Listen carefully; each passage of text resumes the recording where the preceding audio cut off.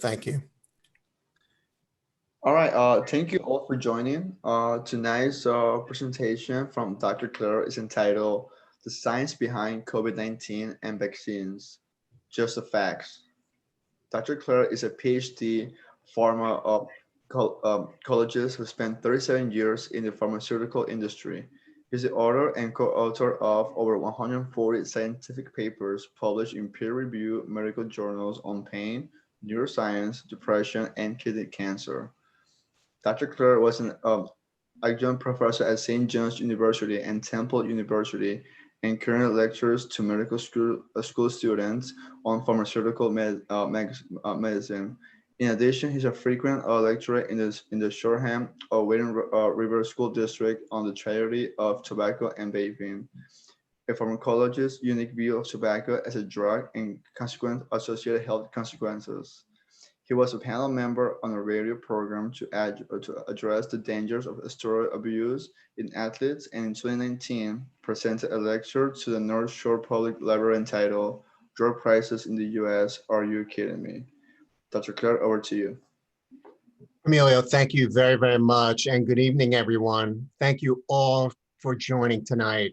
I hope everyone is warm, safe at home.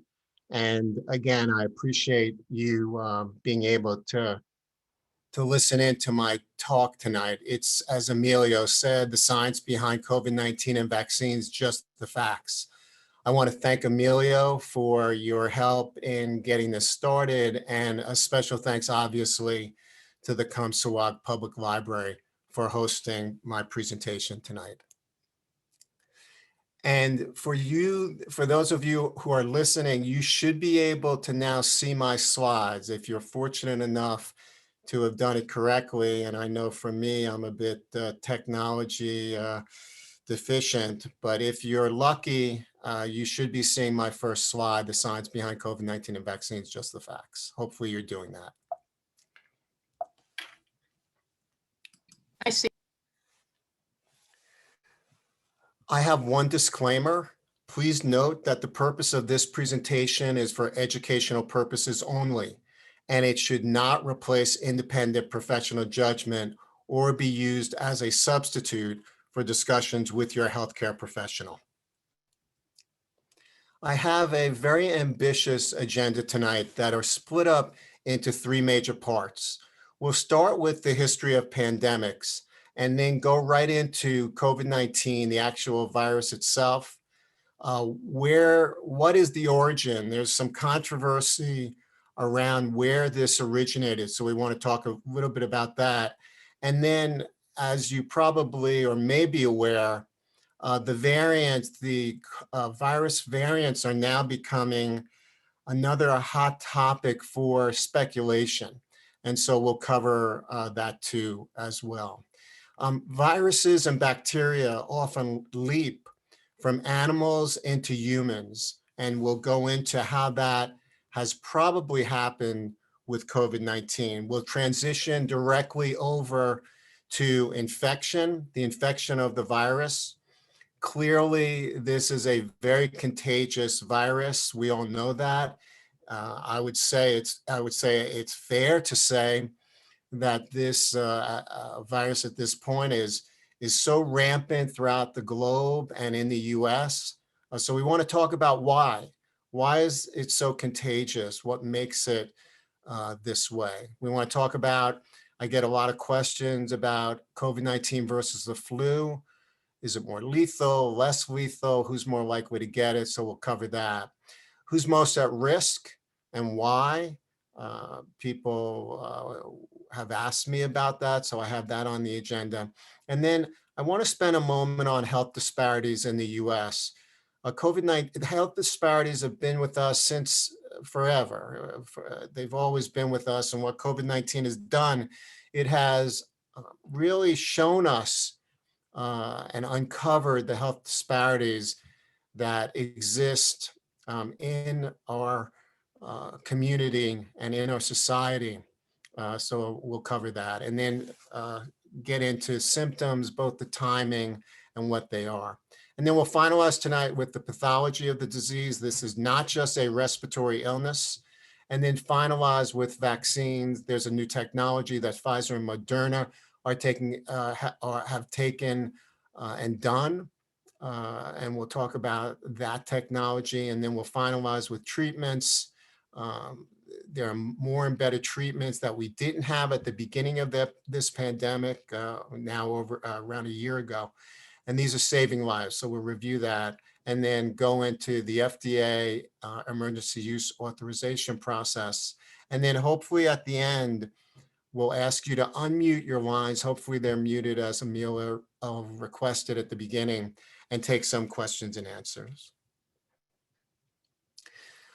I also want to say that despite the best efforts of so many scientists and researchers around the globe, we still don't have all the answers to all of the questions as it pertains to the novel coronavirus that causes COVID-19. And things keep on changing. We thought we knew about the virus, and now there's a variant. We think that the variants may not be as harmful, but may be more contagious. So things keep on changing. And that's just the nature of science, especially when something is new, like COVID-19. The disease is new. We've known about the coronavirus for years, but this disease is brand new. So the data keeps coming in, and we keep learning new things.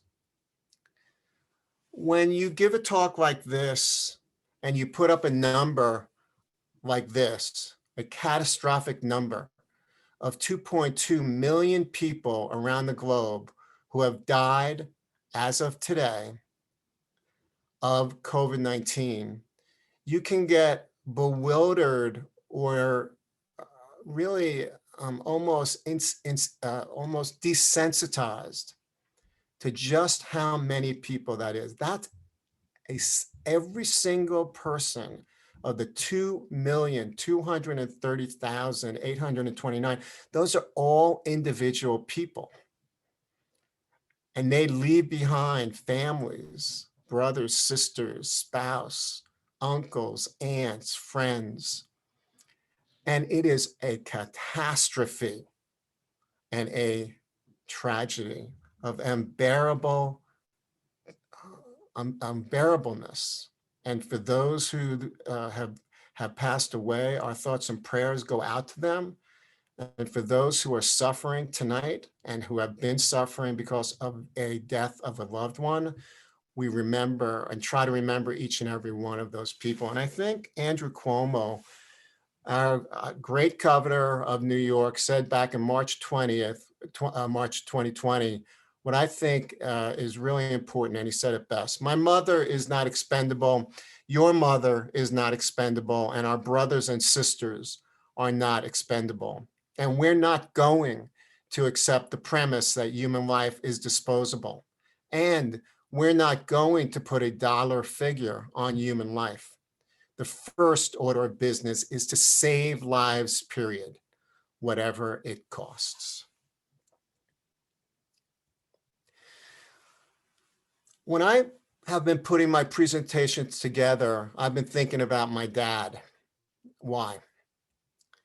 Because my dad was born in 1918, the same year as the global Spanish flu, which we'll talk about in a moment.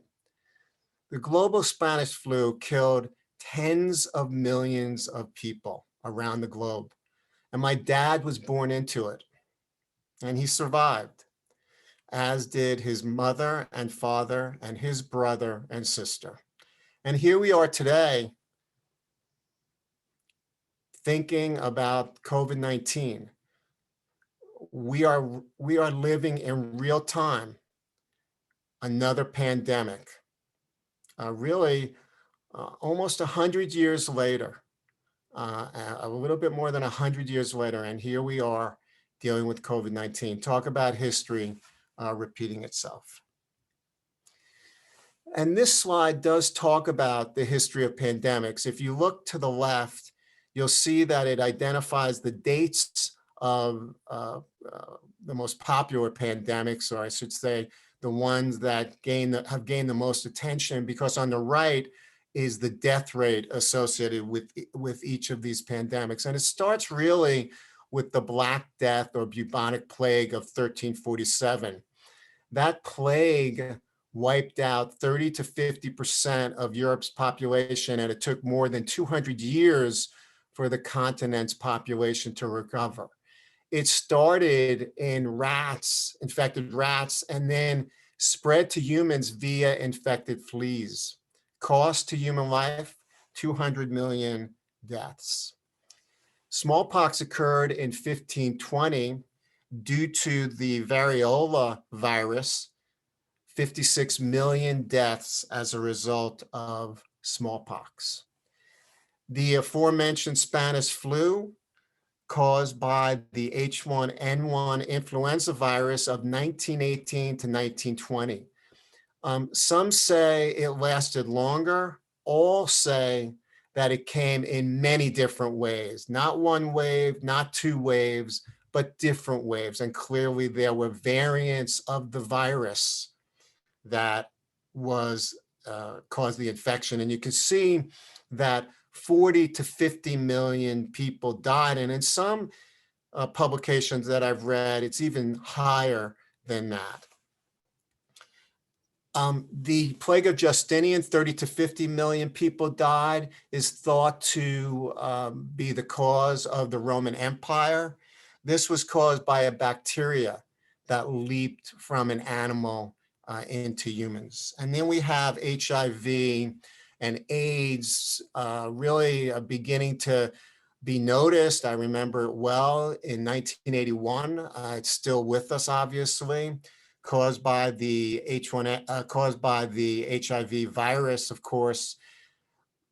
Death toll so far, 25 to 35 million people. And then finally, 2019, we have COVID-19. Who knows how long it will last? Here we are in 2021, and it's still certainly with us. Cost so far 2.2 million people dead. I wanted to put up this slide to show you the relative size of different particles. A particle needs to be 10 microns or less in order for it to be inhaled into someone's body via the lungs. And you can see this slide starts on the right with a hair follicle, and then you can follow it down and see just how small sand is, grain of salt, white blood cell, grain of pollen, etc. And here's the novel coronavirus right here. It weighs in at 3.1, at 0.1 to 0.5 microns, well below the 10 micron level, makes it easy to not only be inhaled into our lungs, but also to travel in the air. It is very, very small. You can see on this scale just how small it is. Relatively easy to not only travel, as I said, via the air and be passed in that manner, but also to be inhaled into our lungs. And this is not the first time that we have dealt with a coronavirus. We've known about coronaviruses for years, and I'll tell you a little bit more about that later. But in 2002 to 2003, we had SARS, severe acute respiratory syndrome. It started in southern China, went from 2002 to 2003, and really was started by the host of bats. Bats were the home, if you will, of the coronavirus, and it made the leap from bats into civets. Civets are a cross between a cat and a mongoose. And from there, it made the leap into people. Over 8,000 people were infected globally. 774 people died around the globe, but amazingly, and how great it was that 0 deaths occurred in the US. MERS, Middle East Respiratory Syndrome of 2012, being originated in Saudi Arabia, was also caused by a coronavirus that leaped from bats into camels and then into people. Here, the infection rate was over 2,000, almost 2,500 people infected, 885 deaths, 2 deaths in the US. Bats are notorious for harboring viruses, and there's a lot of them. Between 900 and 1,200 species of bats inhabit this earth. They are have such a high population that they make up 1/5 of Earth's total mammalian population, which makes them the second highest population of mammals on the globe or in the globe, just behind rodents. It begs the question of how were these infections and deaths kept so low? And the reason is because there was great coordination between the WHO, the US, and the CDC. Great coordination, keeping people who were infected in quarantine, highlighting them and making sure that they stayed in quarantine until they tested negatively to the coronavirus. COVID-19 is a new disease caused by, as you've heard, the novel coronavirus, but it has not been seen in humans, but it's been around for a long time. We've known about coronaviruses for decades. And COVID-19 symptoms range from mild or literally no symptoms or pre-symptoms to severe illness. And I want to come back and really highlight that for a special reason. We know that the illness can spread from humans to humans really quite easily. And even though the official name is SARS-CoV-2, severe acute respiratory syndrome, and by definition, it's a respiratory illness, but we now know that this disease, this virus, can impact every single major organ system in our body. And in particular, I want to again circle back to these COVID-19 symptoms and the range from mild to severe. It is this reason in particular that people are so confused, because colleagues and friends and neighbors are saying, it's nothing. I got sick, I tested positive, and now I'm fine. It's nothing. And then there are people that are literally fighting for their lives every single day. This is a really unique feature of this virus. The fact that it has this wide range from literally mild or no symptoms to severe illness is really making people unsure and raising a lot of myths about the disease. This is a model of the virus that causes COVID-19. I call it the novel coronavirus, as many scientists do. And viruses are actually the most abundant life form on Earth. Very interesting statistic. And really, they don't do much until they enter the human body and get into a cell. That's where they really come to life, if you will. And they live for one reason and one reason only: to reproduce. And I want to highlight the corona, if you will, or the crown of this virus, which is made up of what's called a spike protein. This spike protein is extremely important and was extremely important right from the get-go when scientists discovered it. It's that spike protein that treatments and vaccines are going after. The theory being that if you can wipe out that crown, if you can get rid of or inhibit the ability of the spike to develop, then you essentially are going to have a virus that is not effective, that can do nothing. The spike actually grabs hold of a human cell and enters the cell because of that spike. So that spike actually hooks into our cells, and that's where the infection starts. And now, of course, as I alluded to, we now have the new coronavirus variants, and these are really causing a lot of concern. These variants occur V mutations, and we know that there are at least 3 types, and there's going to be a lot more, and there probably are a lot more now, originating in the UK, Brazil, and South Africa. Why are they developing? Why do viruses mutate? Well, they want to survive. They adapt evolution in an evolutionary way, adaptive evolution. That's how, by mutating, they're able to continue to survive. And it's raising the question of, are these adaptive mutations making the COVID-19 virus more contagious and, God forbid, more lethal? And of course, the other question is, what about the vaccine? The good news, will it still work against these variants? The good news is that if you can stop the spread of this virus, then you can impact the variant's ability to mutate. And if you're lowering the spread, you're going to have less variants around, and you're basically going to be able to get this adaptation down to 0. So everyone needs to do their part in stopping the spread, because if you stop the spread, you're going to have less variants. Less variants means less infections. Less infections obviously means less fatalities. So what about the origin of the virus itself?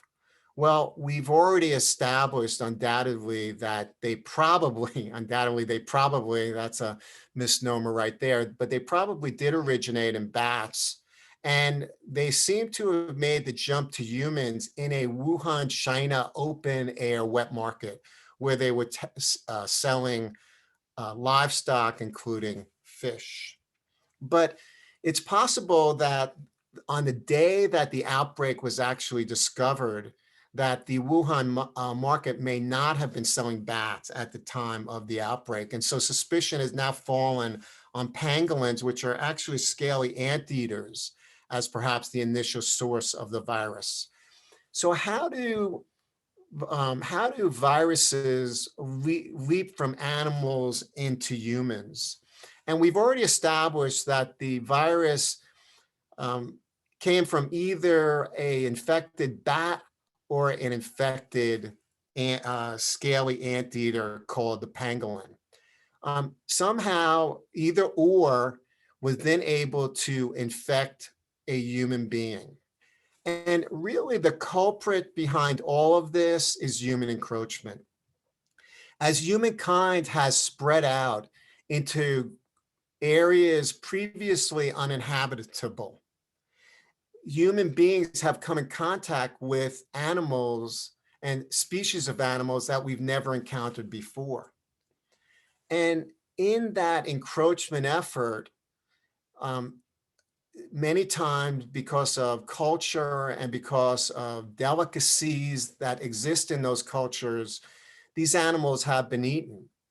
And while eating an animal that's infected potentially with any virus can be fairly safe if it's cooked, it's the actual handling that comes before eating that's highly risky. It's the killing of the animal, the skinning process, the butchering, that exposes the human element to the infection. So what about the actual contagiousness of COVID-19? Well, let's take a look at how viruses spread. And it really starts with something known as the R number, or the R0 number. That's essentially the reproductive rate or the capacity to spread. What you want to do is get that number to be less than 1. Because if the number is less than 1, then each existing infection causes less than 1 new infection. So let's take a look at COVID-19 versus the Spanish flu of 1918 versus the seasonal flu. And if we go across the rows and we start with the R0 or reproductive number, you can see that COVID-19's number is probably between 2 and 3, but some scientists have placed it as high as 5.7. The Spanish flu was much less, 1.4 to 2.8, and the seasonal flu is around 1.3.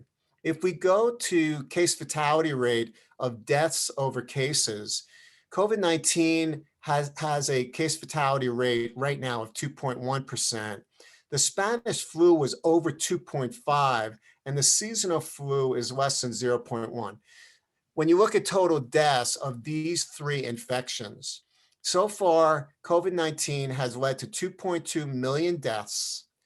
The Spanish flu led to 50 to 100 million deaths worldwide, and there's 24,000 to 62,000 last year. That was the number of deaths due to the seasonal flu. It looks to me and other scientists that COVID-19 is shaping up to be more contagious than the Spanish flu. And interestingly, and thankfully, the Spanish flu, though, had a higher amount of deaths associated with it, or may end up having a higher amount of deaths. Again, we don't know for sure. God willing, COVID-19 will not surpass that number. I mean, we're already over 2.2 million, but looks like from this slide, the Spanish flu may end up being more lethal than COVID-19, while COVID-19 may be more contagious than the Spanish flu. So what does that mean when you really look at numbers? If you go with my theory of the higher end, which some scientists are saying it is, a 5.7 infection rate, what that means is that if 100 people will infect 570 other people. Just do the math. That from 570, you go to 3,249 other infections, work your way down to 18,519, and you wind up with an infection rate of 5.7, 100 people end up infecting 3,429,576. Think about that. I mean, that is a huge number. The infection rate is 5.7. Now, again, some would argue that that is way pessimistic. We don't have all the information. Obviously, the virus is still going on. But even if it's on the high end, just half it. And you can see that instead of 3.4, you're down around 1.5. The infectivity of this virus should not be underestimated. And that's why people ask, why is this so contagious? Well, yeah, now you know. It's the actual characteristic of this virus, the infection rate, the reproductive ability of this virus that is impacting so many of us. Take a quick look at COVID-19 versus similarities and differences versus the flu.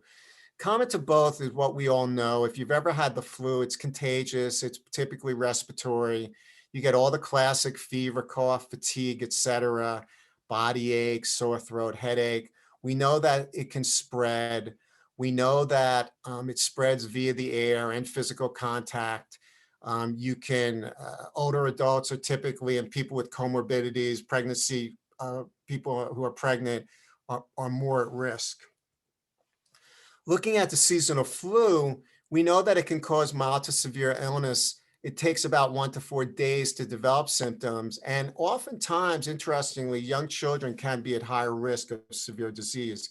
Contrast that with COVID-19. It clearly spreads more easily.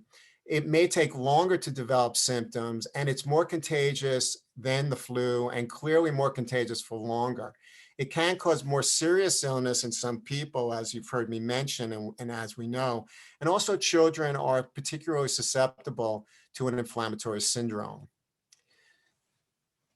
The fatality rate of a person who gets COVID-19 is approximately 6 times higher than that of the seasonal flu.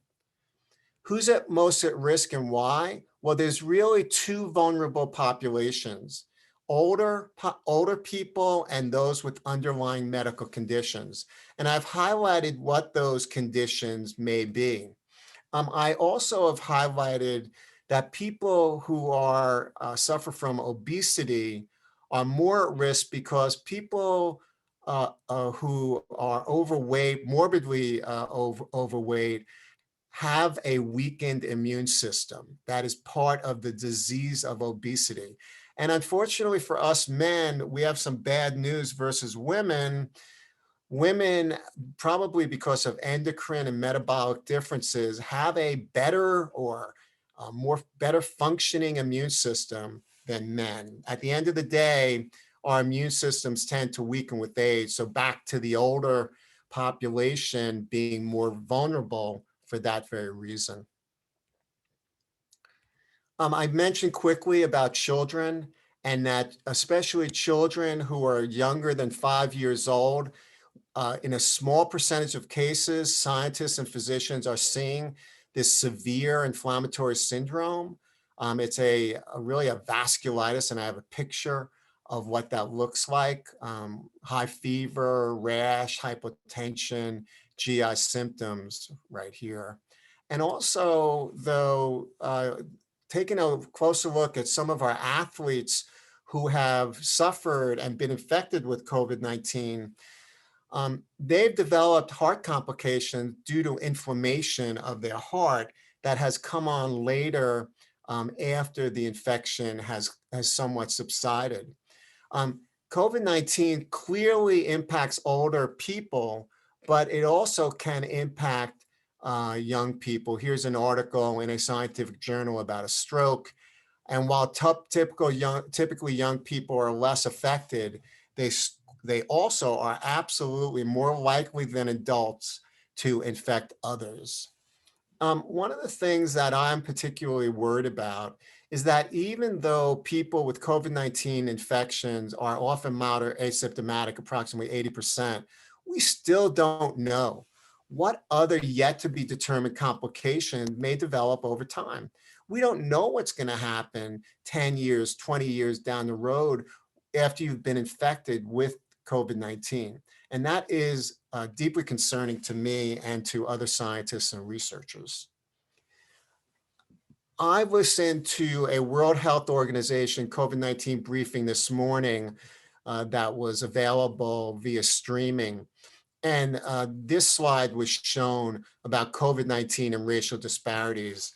As I mentioned before, it's always been here. It's always been, it has existed in society. But what COVID-19 has really done has shown these inequities. These inequities confirm via race and ethnicities in African Americans, Brown and Latinos, Hispanics, as well, Brown, Latino populations, African Americans. People of color bear the heaviest burden of COVID-19 for both hospitalizations and deaths based on their share of the population. And you can see that this is represented in the slide above. Again, COVID-19 has uncovered this inequity. And why has it occurred? Well, as I've said a couple of times now, there's been a racial bias in healthcare for years. Why? Because African-American, Brown and Latino communities typically don't have access to adequate testing. They tend to be multi-generational, live in multi-generational families. And they often live in high density places in crowded apartment buildings or live under one roof. These folks are often exposed to pollution, which exacerbates the detrimental effects of COVID-19 in particular and the impact on lungs. Because of the racial bias in healthcare and the racial inequalities, they often have a pre-existing condition that has not been addressed and is not addressed. And then finally, these folks are often essential workers. While everyone, folks like us, folks like me, I'll say, not us, but me, have been hunkered down for the last many months, these folks are often essential workers. These are our bus drivers, our taxi cab drivers, people on trains, people on the front lines, our nurses and doctors. These are essential workers and they put themselves in harm's way. Many of them are African-American, Brown and Latinos. So this racial bias in healthcare needs to be addressed. And I know that the scientists and the politicians and everyone involved are looking into this as we speak. It's really an important issue. What are the most common symptoms? Well, they break out into a couple of different categories. Asymptomatic patients are those who test positive with no symptoms. There are those who are mild, who typically represent with upper respiratory tract infections and digestive problems. Again, this is the range of infections that make COVID-19 so curious for so many people. You can be have moderate symptoms, which show up as pneumonia with no obvious breathlessness, and in severe cases, pneumonia with breathlessness. And then finally, the critical patients are the ones that are in ICU units. These are the ones who have really a complete breakdown of their respiratory system. They may be in shock, have a brain swelling, encephalopathy, myocardial injuries, including inflammation, heart failure. Blood clotting has been associated with COVID-19 and even acute kidney failure. What about the timing? Typically, the virus incubates in a person's body for 2 to 14 days. Symptoms typically within 5 days after contact. If you're going to show symptoms, it's typically by day 12. The spread occurs 2 to 3 days before symptoms start, which again is a real problem because you're asymptomatic, but yet you're spreading. Really an issue. And you're most contagious 1 to 2 days before you feel sick. So again, not even knowing that you're ill and then spreading the disease to those who may be especially vulnerable. How about the order of symptoms, ranging from no symptoms? Typically, the first thing that is seen is fever, followed by cough, then sore throat, headache, and muscle pain. Add in the GI problems of nausea and vomiting, and finally, diarrhea. So again, respiratory to GI tract. We now have over 100 million cases worldwide of COVID-19 infections. And yet, 1 year later, I had contact with someone who said, I had COVID back in February of 2020. My symptoms were so mild that I have to say I take COVID over the flu, which made me really sick any day of the week. And another person I read about with severe COVID-19 illness who was about to be intubated reportedly said to the nurse administering to him, and he did have COVID-19, I know this is not COVID. It's just a bad case of the flu. It's a fallacy. It's a mistaken belief. It's a unfulfilled, unfettered misrepresentation of the facts. And again, this continues to perpetuate the myth of COVID-19 and why the virus continues to spread. Intense infection occurs with COVID-19. On the left is respiratory cilia that line the bronchi that lead into the airways of our lungs. These are these projections that are constantly moving and swaying almost literally in the breeze, if you will. And on the right is an electron micrograph with a stain of the coronavirus in red. And you can see just how ubiquitous the virus is in terms of invading a human lung cell via the cilia. There is no organ system that is spared the attack. In the lungs, it starts, leads to pneumonia, can go to the brain, stroke, seizures, inflammation of the brain, and brain fog. Affects the eyes, conjunctivitis, eyelid membrane inflammation, and then people infected with COVID-19. I know a person who got infected back in March and has still lost their sense of smell, anosmia, loss of smell. Heart and blood vessels, clots, heart attack, and inflammation of the heart. The liver and kidneys show impairment and damage via elevated liver enzymes and kidney shutdown. And then finally, as alluded to previously, in the intestines, nausea, vomiting, and diarrhea. No organ system in the body is spared the attack from the novel coronavirus that causes COVID-19. While roughly 5% of patients who become ill will become critically ill or become infected will become critically ill. Some patients, though, are called long haulers. They have these long-term symptoms that don't go away: fatigue, headaches, dizziness, even hair loss, problems thinking, loss of smell, cardiac issues, as mentioned, and decreased lung capacity. Months and months later, they still suffer from these complications. These are the catastrophic numbers of COVID-19 to date, and I've alluded to them previously. The global death rate is now 2.1% of those who are infected, and in the US, it's 1.7% here in our country. This is data as of today. If you think that as a young person that you will be spared, think again. Death rate among young people is not zero. 1 to 34 years old, 4% total deaths have occurred per week. Those between the ages of 44 to 54, it doubles to 9%. And then 55 to 85 and above, 87%. This is not just as a disease of the elderly. Young people can die from it too. Why? Why does this illness affect people so differently? Why is it that some people get mild and barely noticeable symptoms while others end up in the ICU unit fighting for their lives? Well, we don't have all the answers, but we have some theories. Genetics. Genetics may play a role, and that's what makes it so tricky.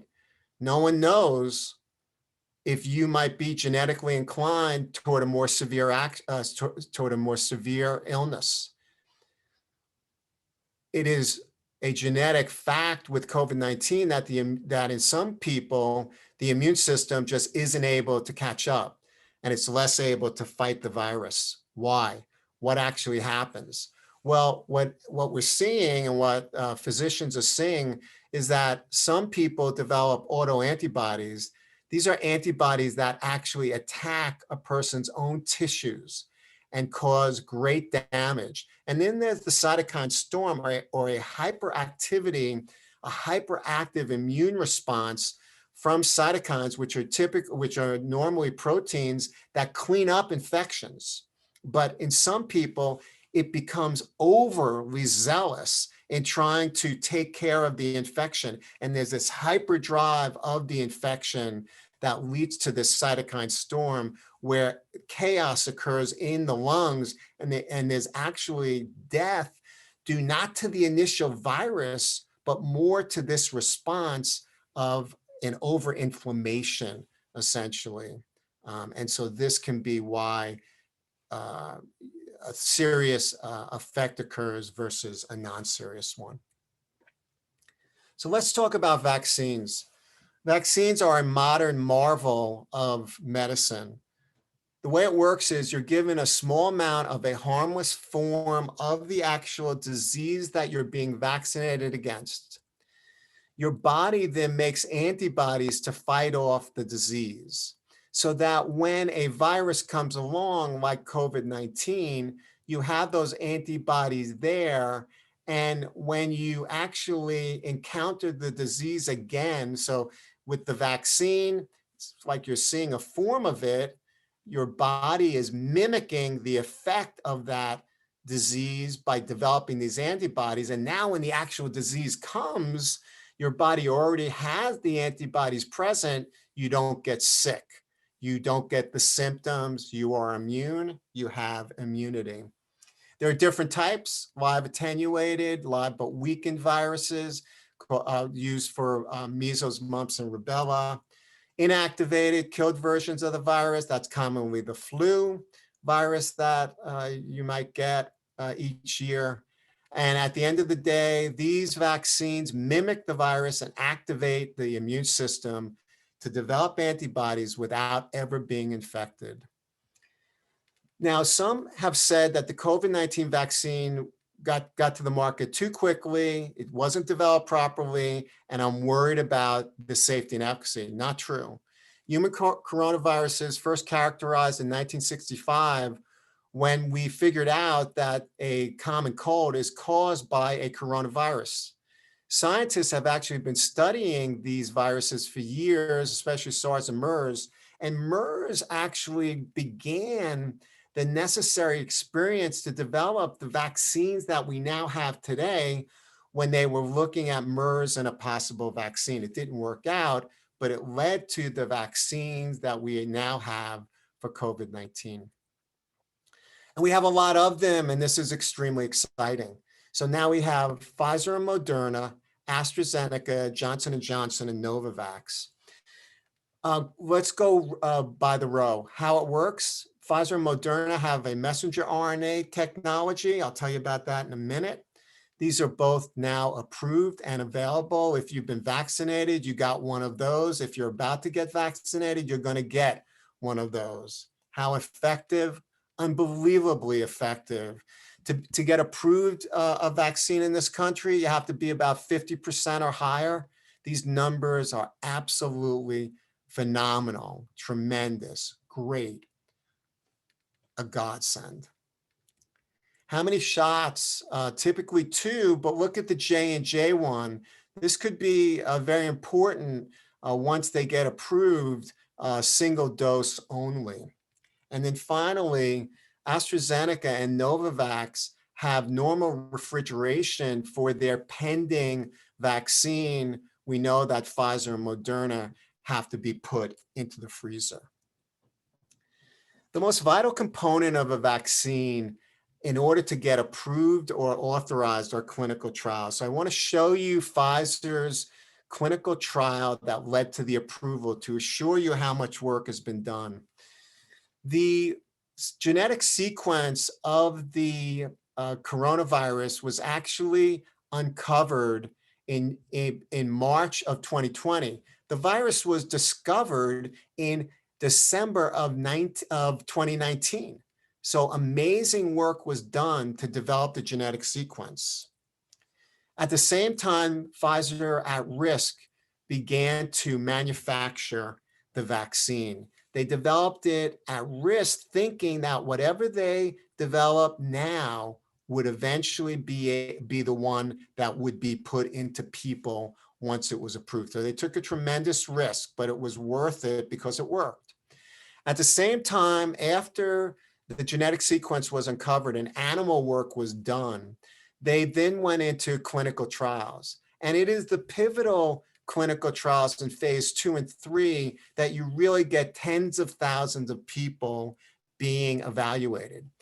For the entire time of the clinical trial, what's known as a data safety monitoring board was looking at the safety of these vaccines. These are independent scientists who have nothing to do with the study. They look at the ethics of the study and make sure that everyone is safe.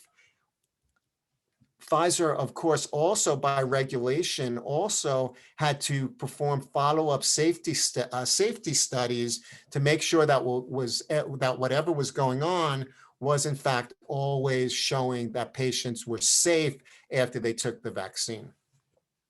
We have a lot of numbers now based on clinical trials. Pfizer enrolled 43,000 patients in their clinical trial, Moderna 30,000, J&J approximately 44,000, and AstraZeneca up around 30,000. The data, as I said before, is phenomenal, greater than 90% for both the Pfizer and Moderna vaccines.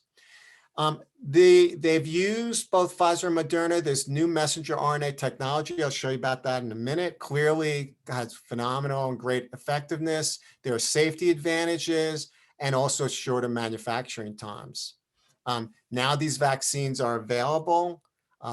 If you get vaccinated, one of these will be used. AstraZeneca could be approved very soon.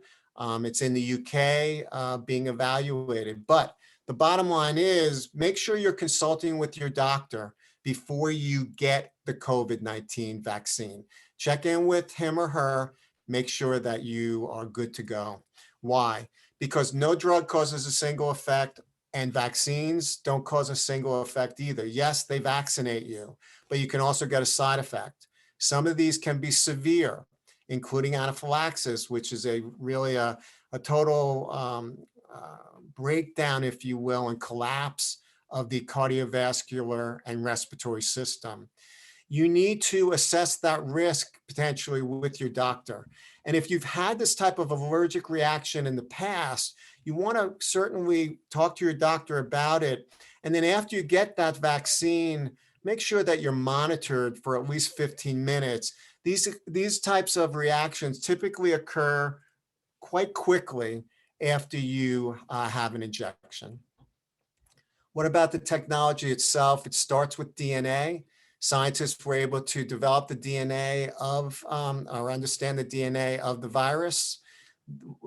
From there, they were able to understand messenger RNA, which comes from DNA and is really the instructions for what the cells are supposed to do in terms of developing proteins. In developing the vaccine, scientists knew the DNA sequence, the genomic sequence. They were able to manufacture a form of the messenger RNA. And what that did was it led to the development or the basic building blocks for antibodies. How? Essentially, you're being injected with a messenger RNA vaccine that's creating a message to the body to manufacture antibodies specific to the virus spike. Remember I mentioned about that spike? Well, scientists at Moderna and Pfizer created a message to the body to go after that spike. That's what those antibodies are looking for. And once they see the spike in an infection, they go after it.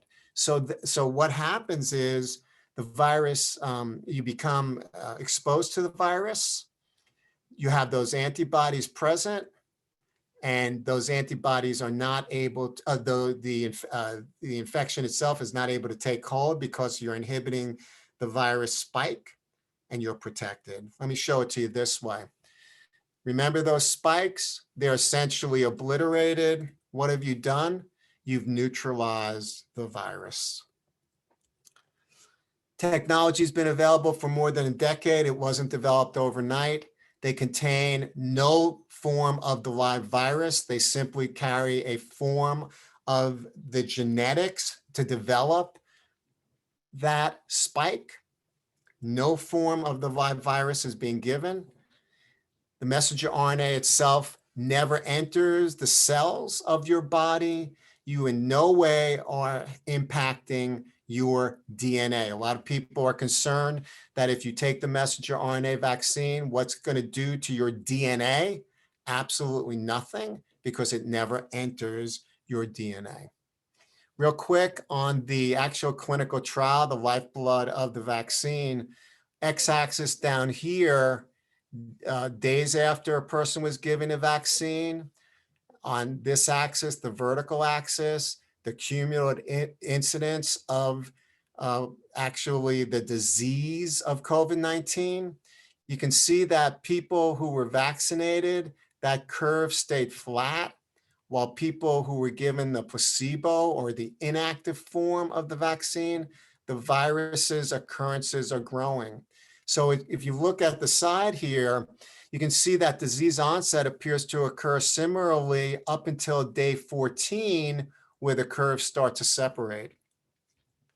That means that the vaccine is probably starting to work at around day 14 after the first dose. But don't forget, you need the second dose in order, the second dose or the booster to get full immunity.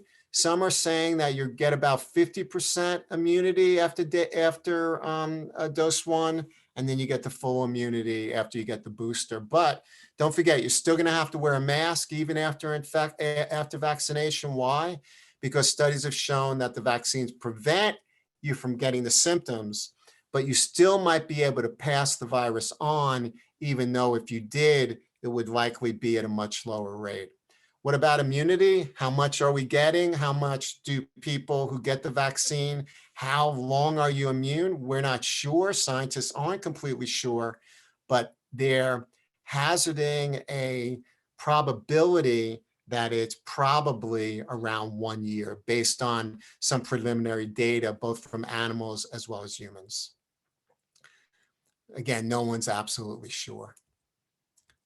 Real quick on treatments, remdesivir was the first one approved for COVID-19. It does not reduce COVID mortality, but what it does is it keeps you out of the hospital. It shortens your recovery time in hospitals. Dexamethasone, a drug approved in the 1950s, a anti-inflammatory drug, is the only drug so far found to reduce mortality. Monoclonal antibodies are becoming extremely important for those people who have not been vaccinated and who are infected. These are a synthetic form of antibody. They are having a major impact on the ability to recover. And then I wanted to show you when President Trump was infected, I want to show you what he got. He got dexamethasone for the anti-inflammatory, prevent the cytokine storm. He also took remdesivir, which is an antiviral, prevents the virus from replicating. He also took a monoclonal antibody from Regeneron, again, synthetic versions of antibodies. And then he took these supplements to it didn't really have any effect on treating the virus, but it helped his body in terms of immunity, bone health, ulcers and heartburn, insomnia, and aspirin, obviously, for any possibility of blood clotting. How do you predict a good or a bad outcome? Again, we talked about genetics. What we're finding is that there might be this gene variant and that blood types might predict. It has been surmised. There is some data that shows that if you have blood type O, you probably are going to have a better outcome in terms of respiratory problems. And if you have blood type A, that you may be more susceptible to a respiratory problem if you get infected. Finally, people are skeptical about FDA, but I'm here to assure you that FDA was not only involved in the decision to authorize these vaccines, because there's something called the advisory committee process. And these are people who are independent experts from mostly academia, and they make up a variety of different people, including physicians, researchers, et cetera. And they also consist of consumers and patient representatives so that the public is given a voice. They actually met for Moderna and Pfizer and gave a positive vote to the FDA because they vote on key issues and they provide a recommendation.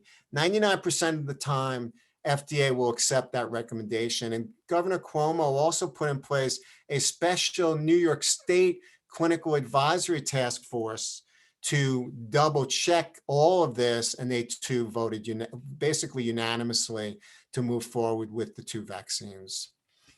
The COVID-19 pandemic represents the greatest global public health crisis of this generation and potentially since the pandemic influenza outbreak of 1918.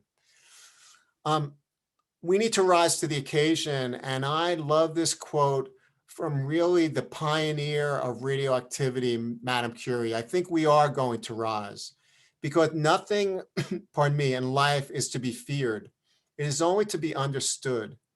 Now is the time to understand more so that we may fear less. Thank you so much for your kind attention. I'm going to turn it back to Emilio, and people can unmute their line to ask any questions. I apologize for going a couple of minutes over, but I did have a lot of material. I appreciate your patience in allowing me to go through it. So Emilio, over to you, and then hopefully people who have questions can unmute their lines and ask them. Thank you, Dr. Claire. Yeah, so if anybody has any question to Dr. Claire, just just unmute yourself and just go ahead. Hi. I have been relying on my personal physician for lifestyle decisions, like whether or not to go to work and what kind of mask to wear. But as far as the information that comes out about the science of coronavirus, should we lay people like look at CDC or World Health Organization, or can you or any other organization? Do you have any recommendations?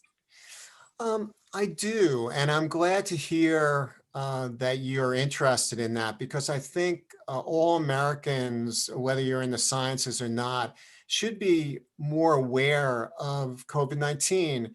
And I think your recommendation or your suggestions are really good ones.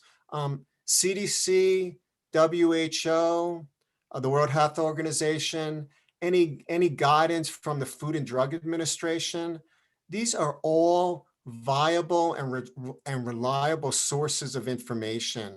There's so much information available on the internet and websites that are just spewing out inaccurate or unscientific information. My presentation was put together based only on peer-reviewed journals, not based on opinion, only based on scientific fact. CDC, WHO, FDA, those are really good places to rely on, just like you said, in terms of getting accurate and factual scientific information. So I would be relying on those at a minimum. Thank you. Thank you.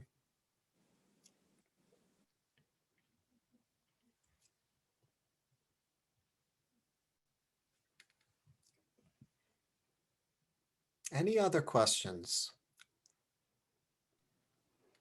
Yes, good evening. I don't know if you can hear me. I can, very well, thank you. Hi, thank you very much for taking the time and for lots of information. I fall under the category of immune suppressants, and I've been told by several people that are in the medical field that perhaps I should not take the the vaccine. So with everything that you said and all the data, I'm just not sure. I have all kinds of immune issues. So I'm a little nervous. I have a slew of things that I cannot take. So what is your opinion, and what should I do? Be more informed before I do get the vaccine. Well, the first thing that you have to do, and by the way, thank you for your question. The first thing that you have to do is really have a sit down with your physician, with your healthcare practitioner, and really go through the pros and cons of the vaccine. I was listening and have been listening to several physicians from Stony Brook who have been talking about your issue, and people that have underlying conditions and whether or not the vaccine might be good or bad for them. They have an opinion as well. And they have been quite vocal how important it is to consider taking this vaccine, because COVID-19, especially for those who are vulnerable, can really be a serious issue.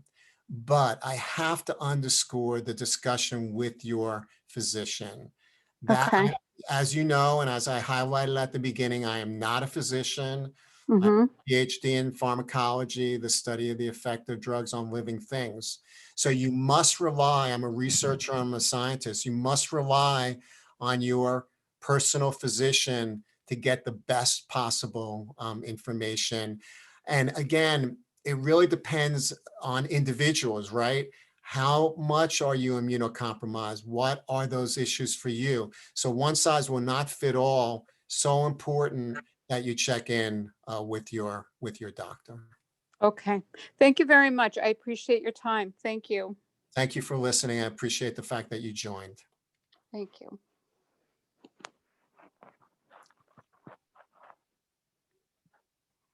Anyone else? Okay, I have about 8 minutes after 8. It's a couple of minutes overtime. So Emilio, I'm going to stop sharing my screen. I do want to highlight for those who might still be on that I did put my email address at the beginning of the presentation. So if you have any other questions, feel free to reach out personally. And by the way, Emilio, did you record tonight's presentation? Yes, I did. So, and I think you mentioned that at the beginning, and that will be available on your website? Yes, it should be available, I think, by tomorrow morning. Perfect, great. So for those of you still on the call, you can visit the Comstock Public Library and meander through the website in order to find this recording. So I'll leave it at that. Thank you again, everyone, and stay safe. Good night, everyone. Good night, everybody. Good night. Good night.